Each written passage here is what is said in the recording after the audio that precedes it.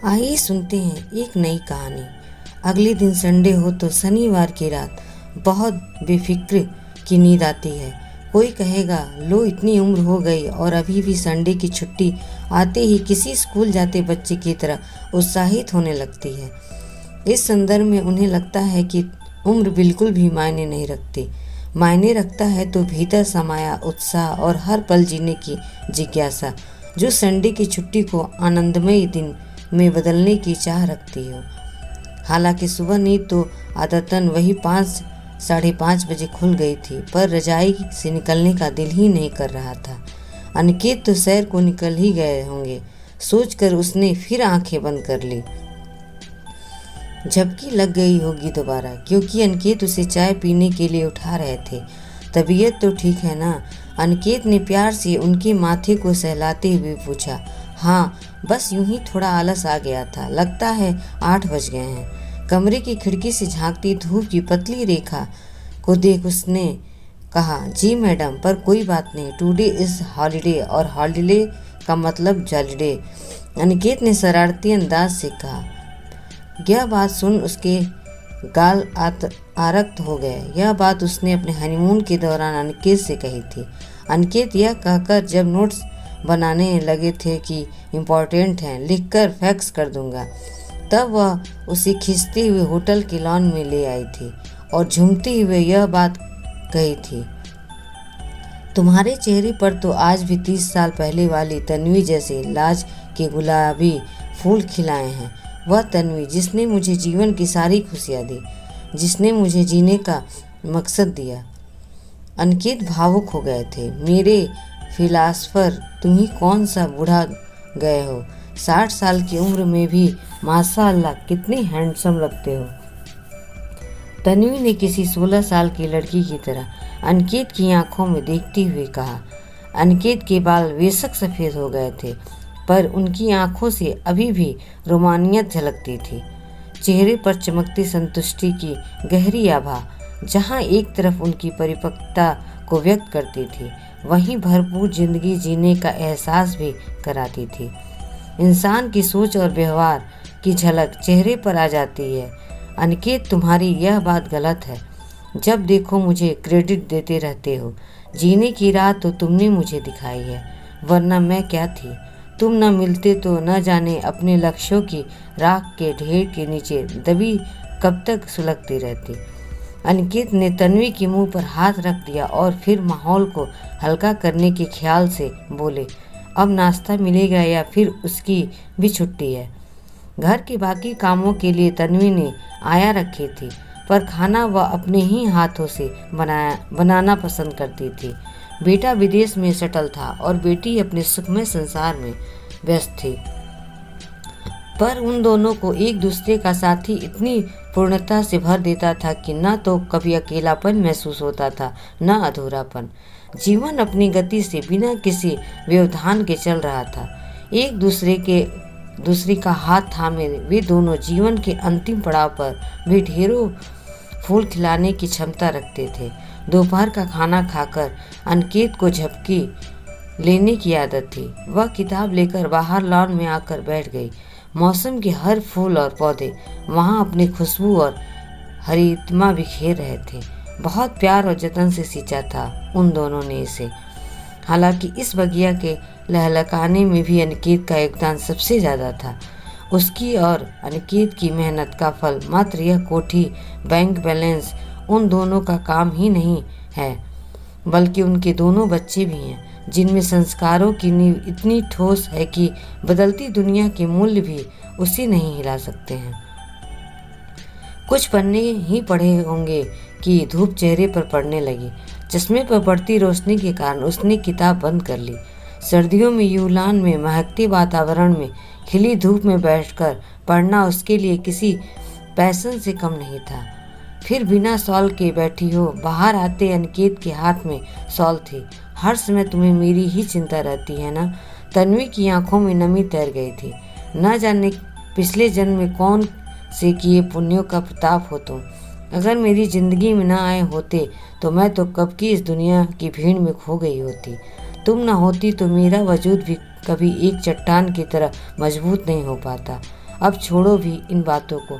सच तो यह है कि हम दोनों बने ही एक दूसरे के लिए हैं। इसीलिए भीड़ में भी तुम मुझे मिल गई और अपने प्यार व समर्पण से मेरी जिंदगी को सही दिशा दी, वरना क्या भटकन मेरी जिंदगी में नहीं थी।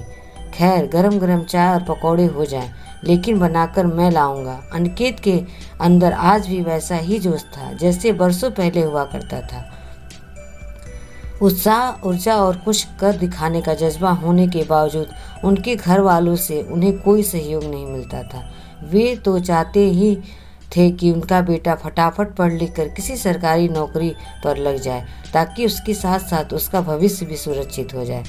उनकी नज़रों में उसके बेटे होने का अर्थ का केवल ऐसा कमाऊ पूत जिसका फर्ज था परिवार की खुशियों के बारे में सोचना, चाहे उसके लिए उसे अपने सपनों के पंख ही क्यों न कतरने पड़े। अनिकेत को अपनी जिम्मेदारियों का एहसास था, पर वह इंजीनियर बनना चाहता था। आर्थिक स्थिति ठीक नहीं थी, पर उसे यकीन था कि अगर उसे पढ़ने दिया जाए तो वह अवश्य ही स्कॉलरशिप पा लेगा। उदार, खिन्न मन, अपने जीवन में निराश हो वह उस दिन भटक रहा था जब उसकी मुलाकात तन्वी से हुई थी।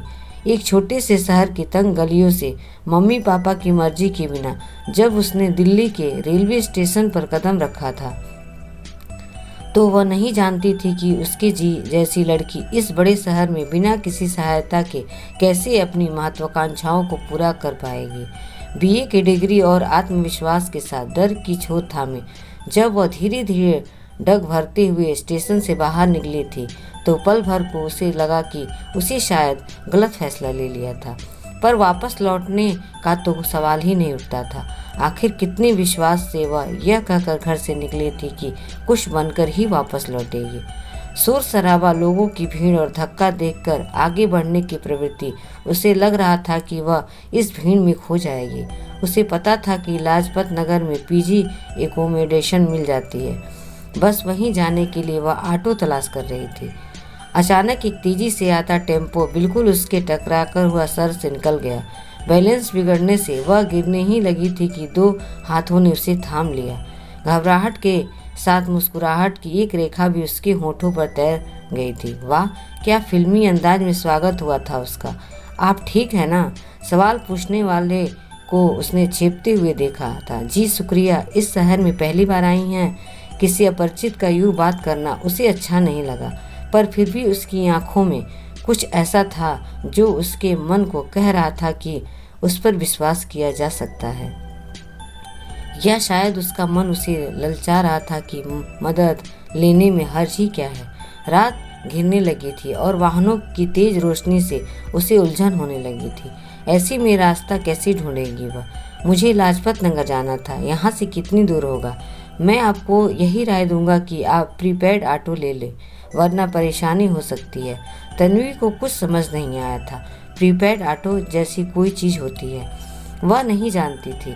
फिर उसी ने सब कुछ अरेंज किया। वह बैठने ही लगी थी कि न जाने कैसे पूछ बैठी, आप कहाँ जाएंगे?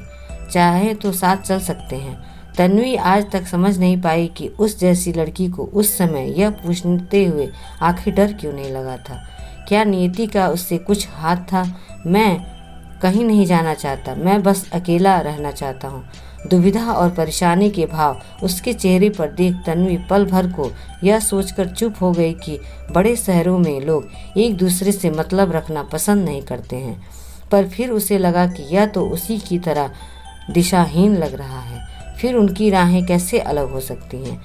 अपनी अपनी महत्वाकांक्षाओं को पूरा करने की चाह ने उन्हें कब और कैसे एक दूसरे से जोड़ दिया है, इस बात का अंदाज़ा उन्हें तब कहाँ हुआ था जब रात व ऑटो का सफ़र शायद इस बात का इशारा था कि उन दोनों की ज़िंदगी बदलने वाली है।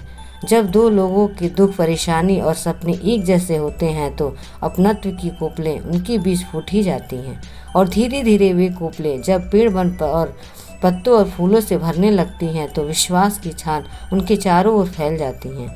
मदद करने का जज्बा जो उस दिन उनके बीच पनपा था, वह उनकी सोच के एक होते ही और मजबूत होता गया।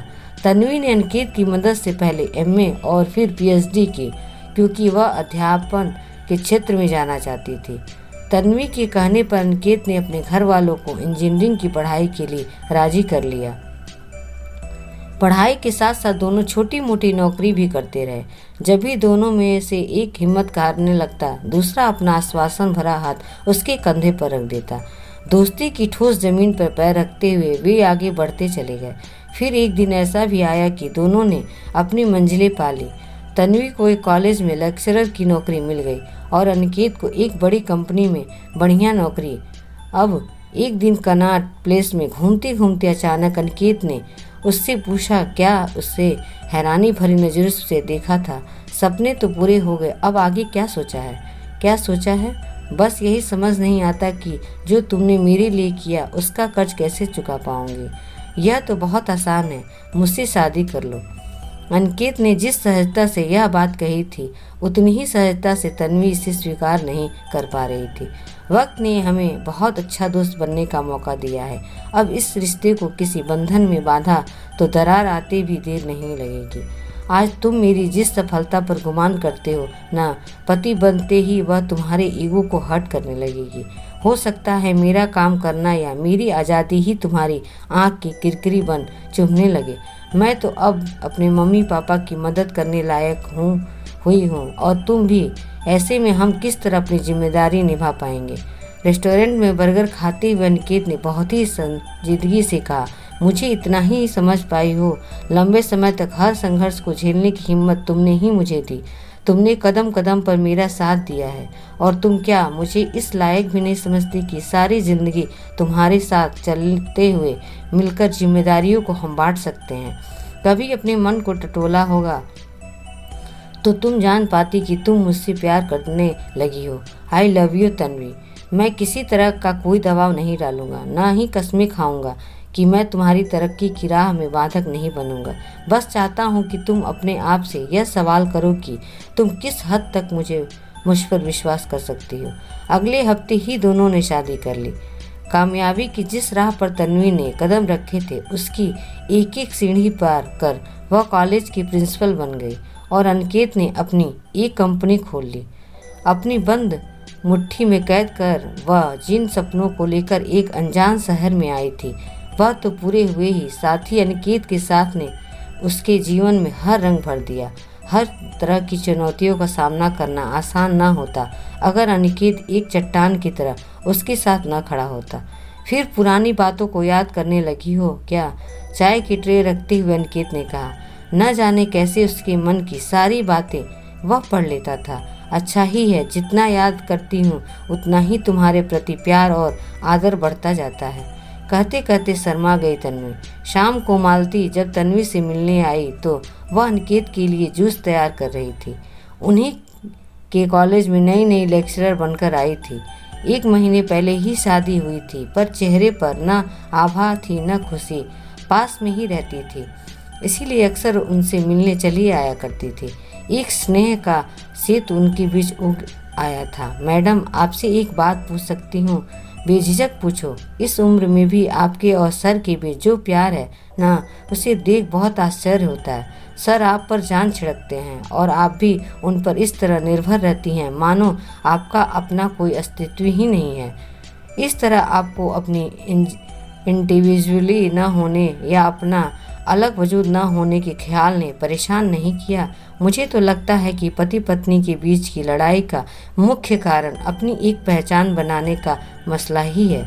जब हम दोनों ने एक दूसरे के प्रति पूर्ण संपूर्ण कर दिया तो फिर हमारा वजूद दूसरे से अलग कैसे हो सकता है? 2 लोग जब अलग अलग होते हैं तो उनकी पहचान भी अलग अलग होती है, पर रिश्ते में बंधते ही सब एक हो जाता है। इसे कहते हैं फुल सरेंडर। सरेंडर कर दिया, फिर न तो अहम टकराते हैं न ही प्यार की शाखाओं पर कोमल पत्तियों की जगह कैस्टर उगते हैं। तुम भी सक्षम हो, इसका ढिढोरा पीटने की क्या आवश्यकता है? तुम्हारी साथी साथ रहते रहते खुद ही इस बात को जान जाएगा। उस पर विश्वास करो और बन जाओ उसके वजूद का हिस्सा। फिर देखो कैसे तुम्हारे अपने वजूद में निखार आता है। अरे भाई तन्वी, कहाँ हो तुम? बहुत देर हो गई तुम्हें देखे। तुम परेशान मत हो, आज खाना मैं बनाऊंगा, special dinner for my lovely wife. Malti को देख अनिकेत पल भर तो बकाए, फिर खिलखिलाकर हंस पड़े। देखो तुम हम बूढ़ों के रोमांस को कैंपस में चर्चा का विषय मत बना देना। उन दोनों के चेहरे पर छाए प्यार और विश्वास के संबल को अपनी मुट्ठी में बांध जब मालती वहां से निकली तो उसके मन के भीतर अनगिनत दिए टिमटिमा रहे थे, मानो अंतर्मन के कोने में छिपे सारे संशय तिरोहित हो गए हों। आशा करती हूँ कहानी पसंद आई हो। प्लीज़ लाइक एंड सब्सक्राइब जरूर करें। धन्यवाद।